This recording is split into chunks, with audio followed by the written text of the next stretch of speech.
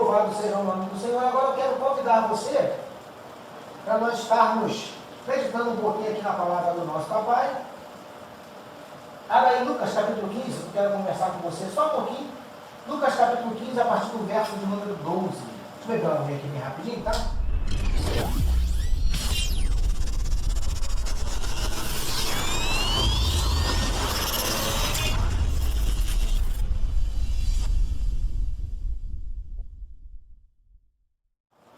Lucas capítulo 15, do verso 11 ao verso 14, querido, você vai ver o seguinte, eu vou aqui resumir bem rapidinho para você, por causa do nosso horário, tá? Para a gente não se alongar muito. Do verso 15 até o verso 14, você vai ver que Jesus começa a contar uma parábola ali para aqueles discípulos, e nessa parábola, que é a chamada parábola do filho pródigo, né, na maioria das traduções assim que está lá, a Bíblia nos conta a história de um homem que tinha 2 filhos, né? E esses 2 filhos, e esse homem tinha uma certa condição, algumas posses, né, digamos assim. E aí, um certo dia, um desses filhos, né, um dos filhos desse homem, o mais novo, chega para o pai e fala assim: pai, olha só, eu quero a minha parte da herança.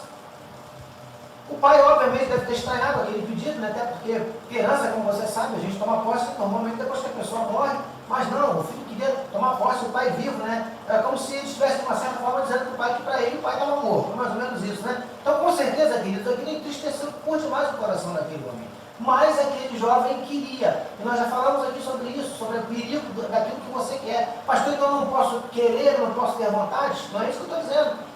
O segredo é, como eu já falei aqui outras vezes, só para relembrar você, o segredo é quando você quiser algo, você apresentar esse algo para Deus e dar liberdade a Ele para falar assim: olha, é isso que eu quero, mas e o que é que o Senhor quer para mim? Porque às vezes o propósito, o projeto de Deus é outro. Então, deixe Deus ver a vontade para Ele cumprir o projeto, o propósito dele. Então, cuidado com aquilo que você quer, tá bom? A Bíblia diz que Sansão se encantou ali com uma mulher chamada Dalila, você conhece a história, não terminou muito bem.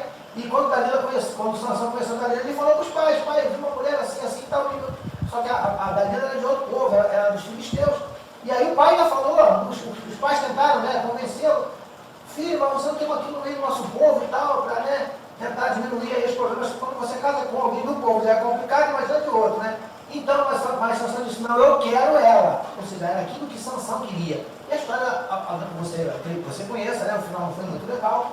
Mas enfim, cuidado com aquilo que você quer. E o filho chegou para o pai e pediu: cuidado com aquilo que você pede. Porque muitas vezes Deus concede aquilo que nós chamamos de vontade permissiva. Às vezes não é aquilo que Ele quer para nós, mas pelo fato de pedirmos, Ele acaba nos dando. Você consegue compreender? Então cuidado com aquilo que você quer, cuidado com aquilo que você pede. Então o pai deu, mesmo sem querer, o pai deu, e aí a Bíblia nos conta que depois que o pai deu, que o menino tomou posse desse dinheiro, ele meteu o pé, foi embora da casa do pai. Ou seja, a escolha dele, tomar posse da herança antes do tempo. Cuidado com a bênção antes do tempo, tá bom, queridos? Porque, como eu já disse aqui, vou repetir: bênção, você toma posse antes do tempo, cuidado, porque essa bênção pode vir a se transformar em maldição, tá bom? Então, cuidado com isso. Deixa que as coisas aconteçam no tempo de Deus, na hora de Deus. Ele quis tomar posse antes da hora, pegou a bênção e foi embora da casa do pai. Foi a escolha que ele fez, foi a decisão dele. O pai, com certeza, ficou muito triste, que o filho pegou a herança, o filho foi embora, e não estava nem tão triste pela herança, basicamente estava mais triste pelo filho, que foi embora, pela atitude, pela postura do filho diante dele. E o filho foi embora. E aí, queridos, né, levou bastante dinheiro, e aí, né, a Bíblia nos conta que ele gastou tudo, com certeza com amigos, com mulheres, que quando você está com dinheiro, aparece um montão de amigos à sua volta, né? Na hora que a coisa fica esquisita, a gente vai ver isso na vida desse rapaz, os amigos, sobre todo mundo, mas enfim. E foi isso que aconteceu com ele, né? Gastou o dinheiro, a Bíblia diz que ele viveu dissolutamente, ou seja, sem a menor sabedoria, longe da casa do pai, sem regras, à vontade, com liberdade. Não é assim, queridos? Muitas vezes a gente pensa que liberdade é fazer o que a gente quer, o que a gente quer, do que a gente quer. Não é bem por aí, mas isso é um outro assunto, né? Mas o jovem estava se sentindo livre. Podia fazer o que quisesse, quando quisesse, do jeito que quisesse. Foi isso que ele fez por um bom tempo. Só que o que aconteceu com aquele dinheiro? Dinheiro, queridos. Pode ter certeza de uma coisa, com maior que seja o valor. Se você não investir, se você não economizar, se você não gastar com sabedoria, ele vai acabar. E foi o que aconteceu com esse jovem. O dinheiro acabou. E aí o que aconteceu? E aí, queridos, eu quero ler com você a partir do verso 14. Lucas capítulo 15, a partir do verso 14, que diz assim: depois de ter consumido tudo, sobreveio àquele país uma grande fome. Olha só. E ele começou a passar necessidade. Ou seja, aquele jovem que tinha tudo na casa do pai, vivia de uma forma confortável, tinha de tudo do bom e do melhor, de repente estava longe do pai, num lugar distante, onde não conhecia ninguém, não tinha ali amigos, porque amigos de verdade ele não tinha, parentes, todos longe, distantes, porque ele optou em viver longe dos parentes, longe do pai, longe dos irmãos, consequentemente longe dos demais parentes, que a Bíblia não fala, mas a gente acredita assim. Então foi uma escolha que ele fez, e aí a gente também já falou sobre isso aqui. Cuidado com as suas escolhas. Cuidado. Por quê, pastor? Porque escolhas trazem consigo consequências. Você consegue entender? Então, muito cuidado com as escolhas. Aqui, qual foi a escolha daquele jovem? Tomar posse da herança do pai, mesmo antes do pai morrer, e partir para longe. Gastar o dinheiro da forma como ele achava melhor. Você está conseguindo compreender? Então, esse jovem, ele se achou livre. Né? Achou que estava à vontade, podia fazer o que quisesse, o dinheiro acabou e ele começou a passar necessidade. Agora, olha só o verso 15, que é onde a gente começa aqui para a gente falar um pouquinho hoje. Verso 15 diz assim, de Lucas 15, verso 15. Então foi pedir trabalho a um dos cidadãos daquela terra, e este o mandou para os seus campos, a fim de cuidar dos porcos. Queridos, olha aonde nossas escolhas podem nos levar. Olha só a situação desse jovem. Mais uma vez, estava na casa do pai. O pai tinha uma certa condição, porque o pai, só deixa a herança quem tem alguma coisa, né? O pai tinha uma certa condição, vivia bem, confortavelmente, estava ali tranquilo na casa do pai, comia do bom do melhor, com certeza. Agora estava, como eu já disse aqui, longe, né? Sem amigos, sem parentes, sem ninguém, passando necessidade, porque essa expressão que a Bíblia usa no verso 14, começou a passar necessidade, entre essas necessidades, obviamente, não tendo que comer. Olha só, querido, o que as nossas escolhas podem fazer na gente, com a gente. E aí, amados, ele falou, tem que arrumar um trabalho, senão eu vou morrer de fome. E aí encontrou com um homem e falou, amigo, estou parafraseando para você entender. Você não tem um trabalho para mim não, na sua casa, na sua fazenda, no seu sítio, seja lá onde for, né? Que somente tinha um lugar, porque tinha porcos para cuidar, então tinha que ter espaço. E aí, queridos, como a gente vê aqui no verso 15, este o mandou para os seus campos, a fim de cuidar dos seus porcos. E amados, já falei isso aqui algumas vezes, o judeu, ele nem comia carne de porco, porque o porco para o judeu é considerado um animal imundo. Agora você vê, esse jovem foi levado para trabalhar exatamente com esses animais considerados imundos pela cultura judaica. Dá para você entender? Olha só que degradação, olha só como é que esse jovem desceu. Porque é assim que acontece. Amém, queridos? Então, amados, ele estava ali trabalhando, né? As escolhas dele os levaram até lá. É assim? O camarada mandou, né? E aí, queridos, verso 16 diz assim, ali desejava ele alimentar-se das alfarrobas que os porcos comiam, mas ninguém lhe dava nada. Olha só, queridos, esse jovem, só fazendo uma analogia assim bem simplória para você entender, esse jovem, na verdade, passou a viver quase como que um mendigo, passou a viver quase como uma pessoa de rua. Você consegue compreender? E aí, queridos, o que eu aprendo aqui? Qual é a lição? Esse jovem estava ali mendigando comida, a ponto de querer, de desejar, ele não chegou a comer, tá? Como alguns dizem, a ponto de desejar comer a comida dos porcos, e a gente sabe que, popularmente falando, a comida dos porcos é chamada de lavagem, que é aquele resto de comida todo misturado, muitas vezes até podre, né?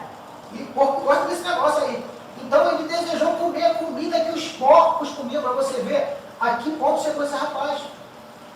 Muitas vezes, amados, é assim que eu e você vivemos. Nós mendigamos por algumas coisas que, na verdade, quando na verdade o nosso Pai tem muito para nos dar. Você consegue compreender? Quantas pessoas vivem mendigando um pouquinho de alegria, quando na verdade Jesus tem toda a alegria do mundo para nos dar? Quantos de nós muitas vezes vivemos mendigando um pouquinho de paz? Alguém fala assim, gente, eu só queria um minuto de paz. Não é assim? Vivemos mendigando paz, quando o próprio Jesus disse, né? Deixo-vos a minha paz vos dou. Então, queridos, esse jovem estava mendigando, quando na verdade o pai tinha e muito para dar. Você consegue entender? O que você tem mendigado de repente na sua vida? Né? Mendigado paz, mendigado alegria, quem sabe mendigado atenção. Tem gente que é assim, né? Carente por demais e vive mendigando atenção, quando na verdade tem um pai que quer te dar toda a atenção do mundo. Né? Eu não conheço alguém que nos dê mais atenção do que o próprio Deus, porque a Bíblia diz que quando nós clamamos, a hora que nós clamamos, Ele está com os ouvidos prontos para nos ouvir. Quem é que nos dá mais atenção do que isso? Marido não dá atenção assim para a mulher. Tem hora que o marido está fazendo alguma coisa, está vendo o jogo, principalmente, né? É no jogão e tal, a mulher quer falar, o marido fica, né? Ele quer dar atenção, mas quer prestar atenção no lance e tal. Enfim, a mulher às vezes está vendo a novela, aquele programa que ela gosta tanto, o marido quer falar com ela, o filho, mas a mulher está ali dividida. Enfim, amados, com Deus não tem isso. Deus, ao momento que nós clamamos, Ele não vai estar nunca dividido entre nós e uma outra coisa, e vai sempre nos dar total atenção. Quem sabe você tem mendigado a atenção? Deixa eu dizer uma coisa para você. Existe um Deus que quer te dar toda a atenção do mundo.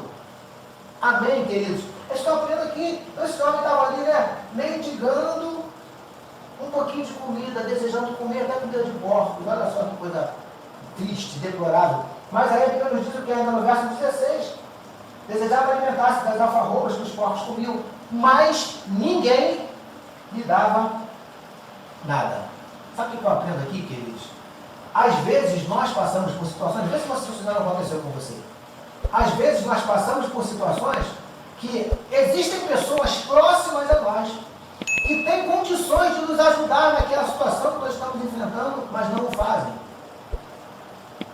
E aí, queridos, não vou dizer que é sempre, que não estou generalizando, mas pelo menos comigo é assim que acontece às vezes.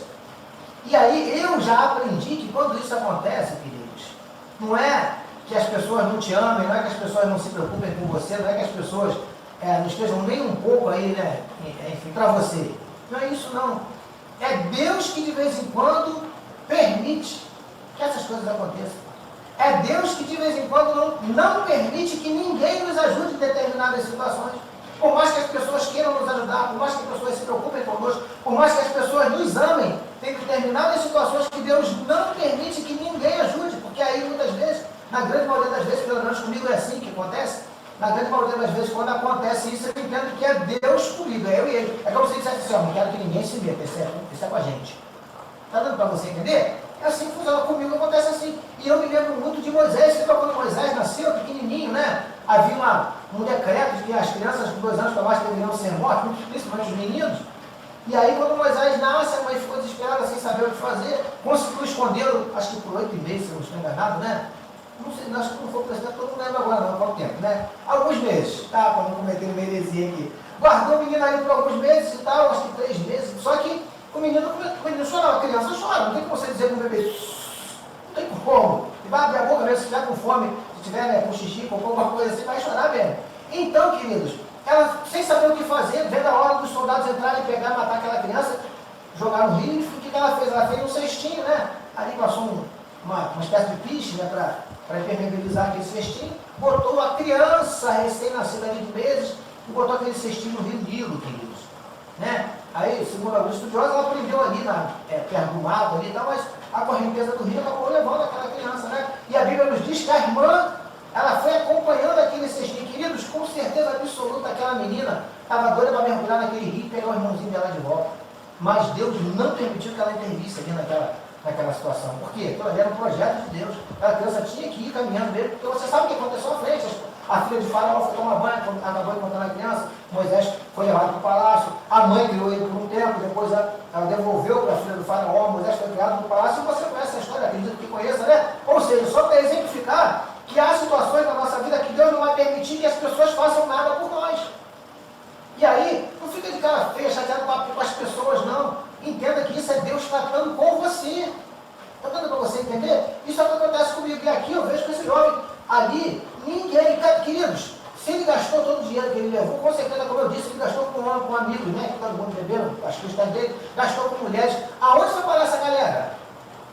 Subiu todo mundo, não tinha ninguém, queridos. Há momentos na minha vida e na tua vida que é assim que vai acontecer. Você vai olhar para um lado, para o outro, para frente, para trás, e não vai haver ninguém para te socorrer, a não ser o Deus que nunca nos abandona. Está dando para você compreender? É assim que funciona. Então foi isso que aconteceu com esse jovem. Ninguém. Ele pedia ali, né? Buscava, pedia, ninguém lhe dava nada. Mendigando comida de porcos. Que situação, né, queridos? Então vamos lá, que a gente começar a terminar, porque verso 16, né? Aliás, verso 16 a gente já leu. Verso 17 ele diz assim: então, essa parte aqui inicial, que a gente vai parar aqui nessa parte inicial.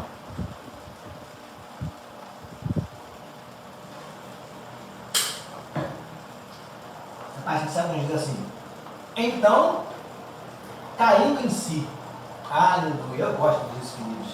Então, caindo em si, disse.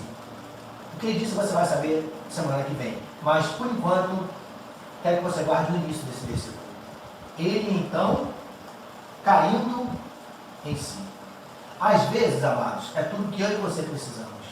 Né? Cairmos em si. Sei que é essa expressão que a gente usa, nem sei se é assim, né? Mas, enfim, tem hora que a gente precisa parar e analisar a coisa assim, peraí, friamente, tá? Vou usar essa expressão para você entender. Né? Uma vez conversando com um jovem, eu falei, cara, tá na hora de você parar e analisar o que tu tá ganhando e o que tu tá perdendo. Porque se você for analisar friamente, você vai ver que você tá perdendo muito mais do que tu tá ganhando. Então não tá valendo a pena esse negócio.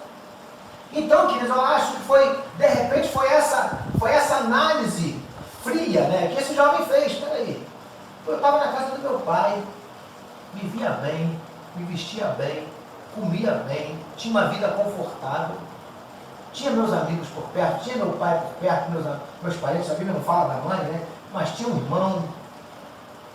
E agora eu estou aqui, mendigando, comida de porcos, vivendo esse estado deplorável. Peraí, acho que eu estou perdendo mais do que eu estou ganhando. O negócio não deu certo, não. Querido, tem hora que nós precisamos analisar. E se entendermos que a coisa não está funcionando, a gente precisa admitir. Cara, e outra, aquele jovem não podia acusar Deus pela situação que ele estava vivendo. Porque, como eu disse, tudo aquilo era consequência das escolhas que ele fez. Queridos, aprenda isso. 99% dos problemas, das dificuldades, das adversidades que enfrentamos, nós mesmos buscamos para nós. Deus tem nada a ver com a história. Por que eu falei 99%? Porque tem 1% que às vezes é projeto de Deus. Você consegue compreender?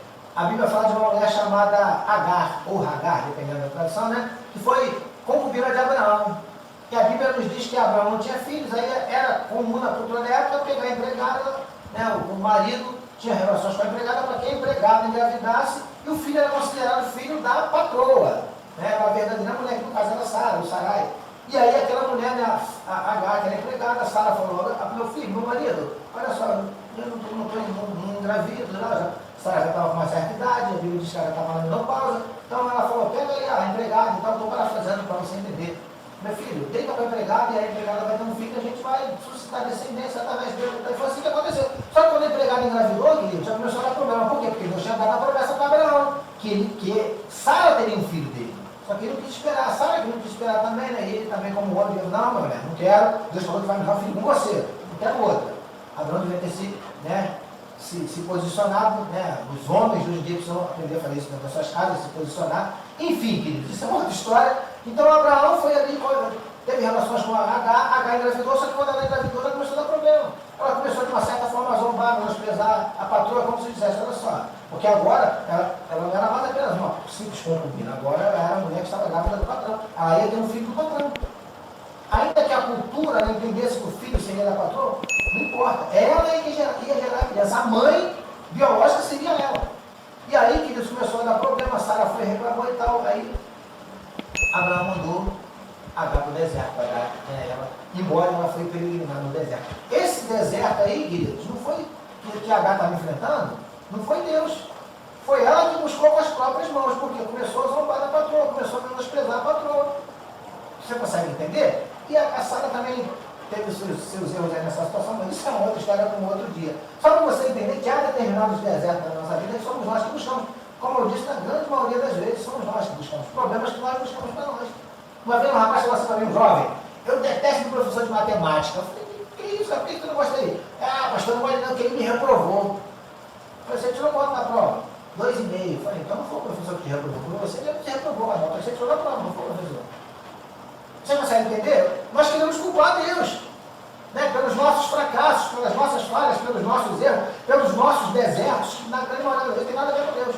No caso de Jesus, Mateus, em Lucas capítulo 4, você vê que a Bíblia diz assim, o Espírito, e esse Espírito com letra maiúscula, para deixar bem claro que foi o Espírito Santo, tá? O Espírito Santo conduziu Jesus até o deserto, ou seja, esse deserto era Deus, tanto é que Deus deu vitória a Jesus lá, porque Jesus não foi por conta própria, ele foi conduzido. Meu amado, quando Deus te leva para o deserto, meu querido, Vou usar uma expressão ambígua, bem contraditória, mas só para você entender. Se você está no deserto que Deus te colocou, descansa aí, querido.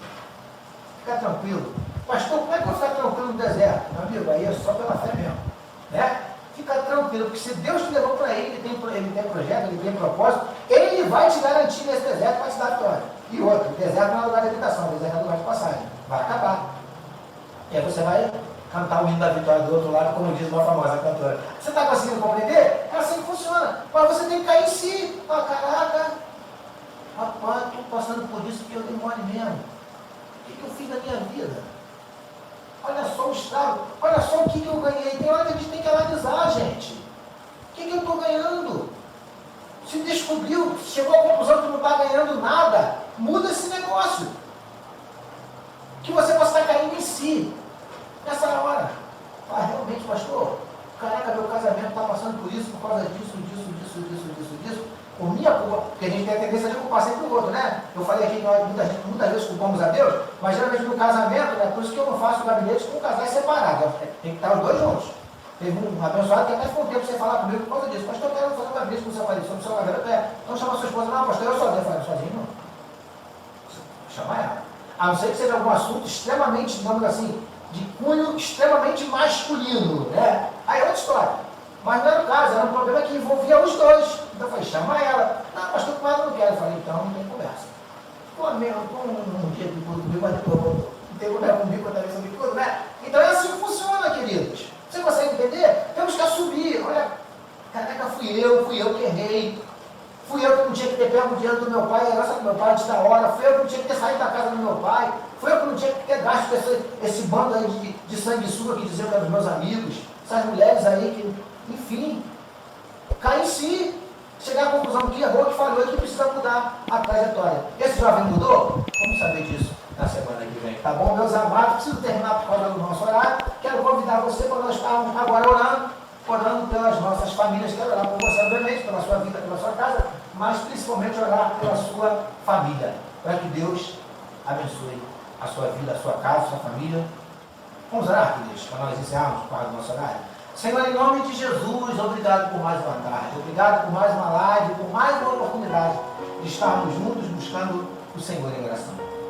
E agora, no término dessa live, eu quero clamar pela vida desse teu filho, pela vida dessa tua filha, Senhor. Eu não sei o que os teus filhos precisam nessa hora. Eu não sei quais são as suas necessidades. Não sei quais são os seus dramas, quais são suas crises, quais são os seus dilemas, mas o Senhor sabe. E só o Senhor tem a resposta. Só o Senhor tem a mudança do quadro. Só o Senhor tem a vitória para essa peleja. Só o Senhor tem a solução para esse problema. Meu Deus, em nome de Jesus, eu te entrego a vida desse teu filho, a vida dessa tua filha. Meu Pai, aqueles que estão com o coração, quem sabe, nesse momento abatidos, entristecidos, magoados, feridos, desanimados, decepcionados, desiludidos. Meu Deus, eu não sei, mas o Senhor sabe. Entra com providência agora, trabalhando nesse coração, tirando tudo que não provém do Senhor e colocando aquilo que precisa ser colocado. Em nome de Jesus, nós te pedimos, Paizinho. Pai, muito obrigado. Obrigado por mais essa tarde. Eu quero te entregar agora o lar desses teus filhos, Paizinho. Esses lares que estão representados nesse momento, através dessa live. Meu Pai, em nome de Jesus, que a tua paz possa estar recaindo sobre esta casa. Meu Deus, que o Senhor venha repreender todo e qualquer espírito que tem tentado atuar nos nossos lares, todo espírito de divisão, todo espírito de rebeldia, de confusão, em nome de Jesus, Paizinho. Nós repreendemos todo vício, seja em álcool, seja em drogas, seja, Paizinho querido, em pornografia, enfim, Paizinho querido, em nome de Jesus nós te pedimos. Nós repreendemos o adultério, Senhor Deus. Nós te pedimos que o Senhor pegue o teu sobrenatural e restaure esse casamento que aos olhos humanos já está desfeito, destruído. Não tem mais solução, como eu ouvi ontem aquela jovem falando, mas para o Senhor não há, aleluia, não há situação que o Senhor não possa reverter. Por isso, meu Deus, estamos te pedindo ao sobrenatural na vida desse teu filho, na vida dessa tua filha, nesse lar, nessa família, Paizinho. É no nome de Jesus que oramos e já te agradecemos pela bênção e pela vitória. Amém. Amém, queridos, amém, minhas queridas. Toma posse da bênção e da vitória do Senhor. Semana que vem a gente volta, vamos falar mais um pouquinho sobre esse jovem. Aliás, até esqueci de falar para vocês, o tema que temos utilizado é recomeço, porque nós vamos ver, a partir da semana que vem, nós vamos ver esse jovem aí começando, que na verdade a gente já viu hoje, né? Quando ele cai em si, ele começa a perceber a necessidade, né, de começar de novo, de fazer tudo de novo, enfim, participar conosco. Tá bom, meus amados? Faz assim com a sua mão que eu preciso encerrar. A cadeira vai ficar aqui um pouquinho vazia, né? Eu tenho que dar a volta para encerrar a nossa transmissão. Tá? Eu tenho o barulho também, nosso ventilador aqui um pouquinho barulhento, né? Vamos encerrar condicionado aqui. Então, mas deu para vocês me ouvirem, eu acredito. Tá bom? Faz assim com a sua mão que eu quero te abençoar agora para a gente encerrar. Que o amor de Deus, o nosso Pai, a graça salvadora e redentora do Filho, e as doces e incomparáveis consolações do Espírito Santo de Deus, seja com todo o povo de Deus sobre a face da terra, desde agora e para todo sempre, e todo o povo de Deus receba e diga amém. Amém, meus amados. Olha, beijo no coração, excelente final de semana e que Deus abençoe a sua vida.